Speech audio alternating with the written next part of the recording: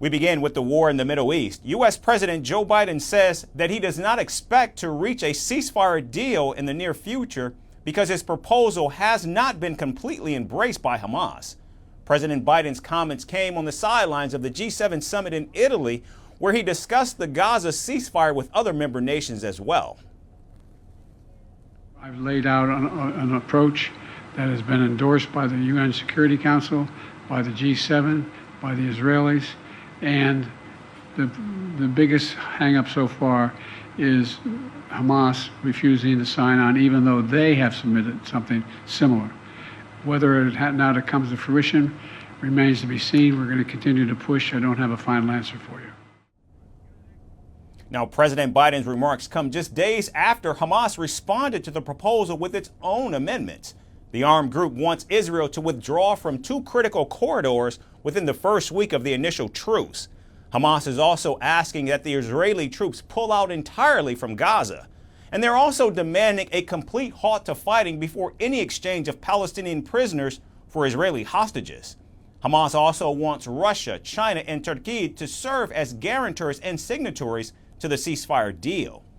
Secretary of State Antony Blinken says the counterproposal from Hamas includes some demands that just are not acceptable. We were waiting on one response, and that was the response from Hamas. And as the Prime Minister said, last night we received a response. Hamas has proposed numerous changes to the proposal that was on the table. We discussed those changes last night with Egyptian colleagues and today with the Prime Minister. Some of the changes are workable, some are not. Notably, the original proposal called for an immediate ceasefire in Gaza and then the release of some Israeli hostages and Palestinian prisoners. Meanwhile, Israeli Prime Minister Benjamin Netanyahu, who has insisted that he will not stop the war until he eliminates Hamas, is yet to publicly accept the deal.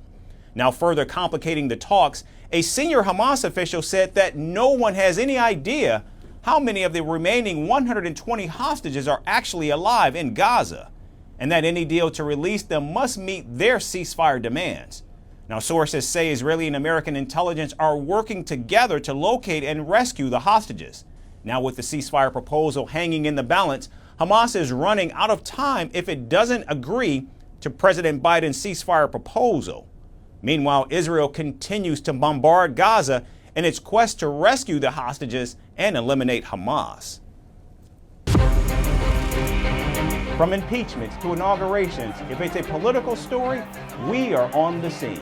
The race for the White House is heating up. We're beating Biden. How dare he say that? If it's breaking news, we're live with the latest coverage. From the White House, the State Department, and Capitol Hill, we know the issues, but above all, we know the players to bring you the latest in-depth analysis on all the key stories that we're covering. I'm Eric Ham. Join me from Washington here on Firstpost America.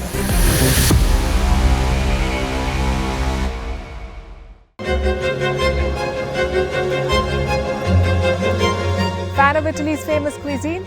Well, we are serving it with a side of diplomacy. As G7 leaders gather in southern Italy, Vantage is taking you to the heart of the action. What's the agenda? Who's invited? And how is Italy preparing for it?